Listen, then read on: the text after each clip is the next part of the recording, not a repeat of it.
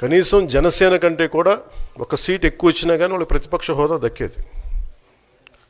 ఈ రోజున ప్రభుత్వంలో second largest party is Janasena. దాన్ని ప్రజల దృష్టికి తీసుకొద్దామని వైసీపీ నాయకులు వాళ్ళు చేస్తుంది ఏంటంటే మాకు ప్రతిపక్ష హోదా ఇస్తే తప్ప మేము అసెంబ్లీలో అడుగు పెట్టాం, లేదంటే ప్రసంగాలను అడ్డుకుంటాం అని. ఇది సరైన మెసేజ్ బయటికి వెళ్దాం.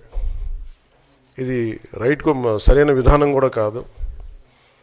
ఇది ప్రజలందరికీ తెలియజేయాలనుకున్నాం. ఇది ప్రతిపక్ష హోదా ఏ పరిస్థితిలో వస్తుందంటే మీకు రూలింగ్ పార్టీ కంటే కూడా అత్యధికంగా ఇంకొక సీట్లు వాళ్ళకంటే మీరు వస్తే దాని తర్వాత స్థానం మీకు వస్తే ఖచ్చితంగా ప్రతిపక్ష హోదా వాళ్ళకే ఉంటుంది. 21 సీట్లు ఉన్న జనసేన, 11 సీట్లు ఉన్న వైసీపీకి ప్రతిపక్ష హోదా ఎలా వస్తుంది?